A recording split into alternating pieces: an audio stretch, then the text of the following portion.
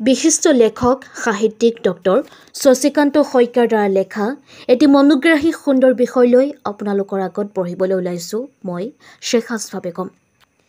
শিৰোনাম হতাশাৰ পিছতো থাকে সম্ভাৱনাৰ এখন নতুন পৃথিৱী।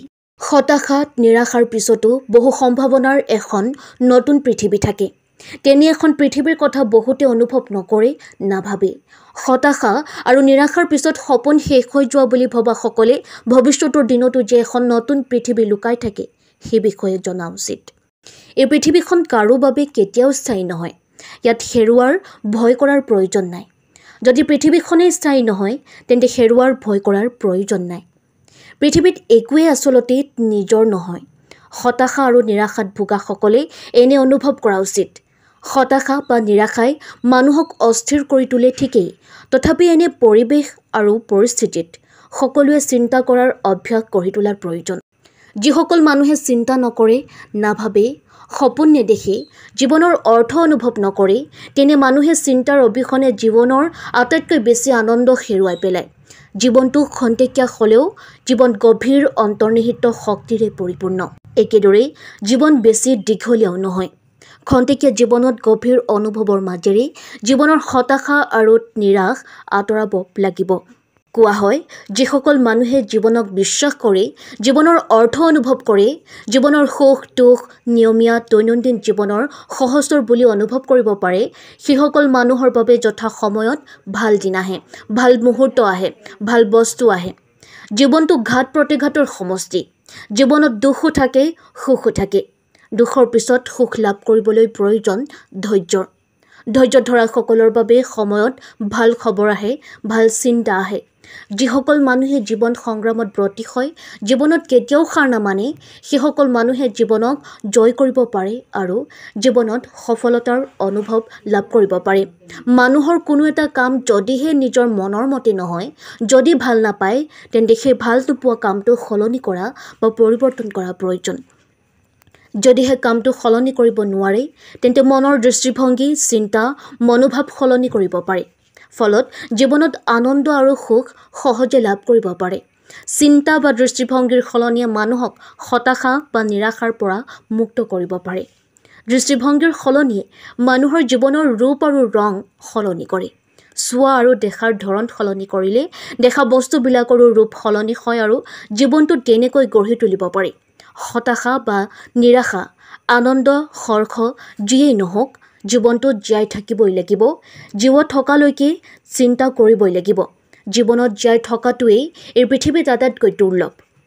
ভাল নোপোৱাটো সলনি কৰিবলৈ চেষ্টা কৰাৰ প্ৰয়োজন আৰু যদিহে সলনি কৰিব নোৱাৰি, তেন্তে মানুহে চিন্তা কৰাৰ ধৰণ সলনি কৰিব পাৰে। মানুহৰ মনটোৱেই সকলো।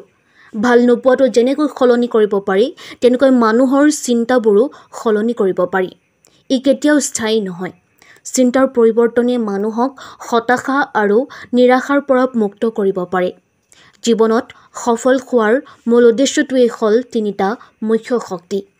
সেয়া হ'ল কঠোৰ পৰিশ্ৰম, জীৱন সম্পৰ্কে কিছু জ্ঞান আৰু অধ্যৱসায়, নেৰানেপেৰা চেষ্টা। কঠোৰ পৰিশ্ৰম আৰু জীৱন সম্পৰ্কে জ্ঞান নথকা মানুহে জীৱনক অনুভৱ কৰিব নোৱাৰে, জীৱনক বুজিব নোৱাৰে। জীৱনক বুজিবলৈ, আগুৱাই নিবলৈ মানুহে জীৱন সম্পৰ্কে সামান্য কিছু জ্ঞান হ'লেও আহৰণ কৰিব লাগিব। কেৱল খাই বৈ শুই থকাটোৱেই জীৱনৰ অৰ্থ হ'ব নোৱাৰে। আপোনালোকলৈ এটি বিশেষ অনুৰোধ, আপোনালোকেই এই ভিডিঅ'টো লাইক, কমেণ্ট আৰু শ্বেয়াৰ কৰে যেন। মানুহে হতাশাত ভোগে, মানুহে নিৰাশাত ভোগে, জীৱনৰ পৰা আঁতৰি যাব খোজে। কিন্তু জীৱনৰ এনে সমস্যাবোৰ কম বেছি মানুহৰ জীৱনত দেখা পোৱা যায়। মানুহে এনে অনুভৱ কৰে যেন কাইলৈ নহ'লে জীৱনটো অসাৰ হৈ পৰিব। জীৱনটোত যেন সময়েই নাই, আজিয়েই লাগে, এই মুহূৰ্ততে লাগে। দৰাচলতে জীৱনটো সময়ৰ সমস্যা নহয়। মানুহৰ চিন্তা আৰু কোন দিশেৰে গৈ আছে, সমস্যা সেইটোহে। দিশৰ অভাৱ, সময়ৰ অভাৱ নহয়। পৃথিৱীৰ প্ৰতিজন মানুহক সেই 24 ঘণ্টা সময়ে দিছে, কাকো কম বেছি কৰা নাই। কিন্তু ইয়াৰ মাজতে এচাম মানুহে জীৱনক সঠিক দিশেৰে আগুৱাই নি জীৱনৰ পৰা পাবলগীয়া সকলো আনন্দ, সুখ লাভ কৰিবলৈ সক্ষম হৈছে। যদিহে মানুহে জীৱনত সঠিক দিশ নিৰ্ণয় কৰিব নোৱাৰে, তেনে মানুহে জীৱনৰ পৰা একোৱেই টানি আজৰি আদায় কৰিব নোৱাৰে।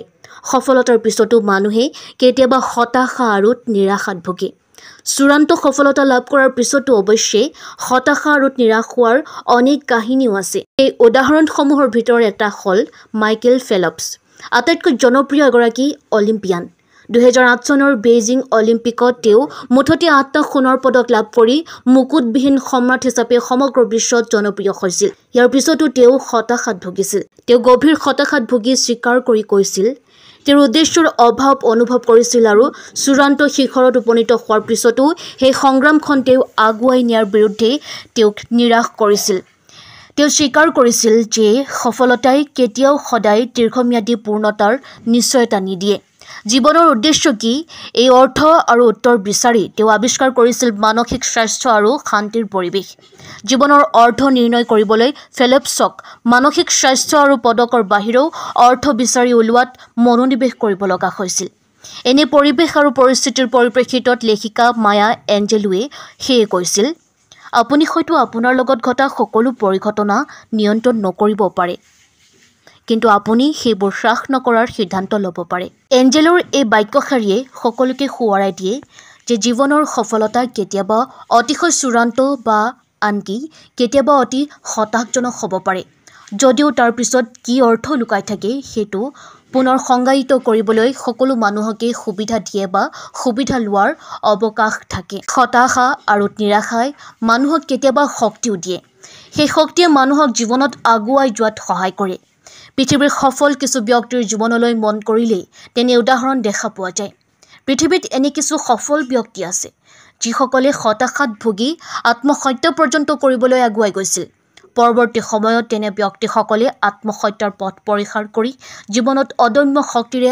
আগুৱাই যাবলৈ সক্ষম হৈছিল KFCৰ স্ৰষ্টা কৰ্নেল চেণ্ডাৰৰ জীৱনে তেনে উদাহৰণ দেখুৱাই গৈছে জীৱনৰ অৰ্ধেক সময় ব্যৰ্থতাৰে বিফলতাৰে আগুৱাই যোৱাৰ পিছতো চেণ্ডাৰে হতাশ হোৱা নাছিল 65 বছৰ বয়সত KFCৰ স্ৰষ্টাগৰাকী সফল হৈছিল হেৰি পৰ্টছেজৰ স্ৰষ্টা JK ৰাউলিঙৰ জীৱনতো তেনে উদাহৰণ দেখা পোৱা গৈছিল প্ৰকাশকে তেওঁ গ্ৰন্থ প্ৰকাশ কৰিবলৈ আগবাঢ়ি অহা নাছিল কিমান হতাশ আৰু নিৰাশ হৈ পৰিছিল হেয়া ৰাউলিঙৰ জীৱন অধ্যয়ন কৰিলেই অনুভৱ কৰিব পাৰি কেৱল চেণ্ডাৰ বা ৰাউলিঙেই নহয় পৃথিৱীত শত সহস্ৰ হতাশাৰ পিছত সফলতা লাভ কৰা মানুহৰ সংখ্যাও তেনেই কম নহয় হতাশাৰ পিছতো কেনেদৰে জীৱনত সফল হ'ব পাৰি হেয়া চিন্তা শক্তিয়ে সঠিক সময়ত সঠিক বাট দেখুৱায় চিত্ৰকৰ Vincent van Gogh Walt Disney প্ৰখ্যাত বাস্কেটবল খেলুৱৈ Michael Jordan Oprah Winfrey Albert Einstein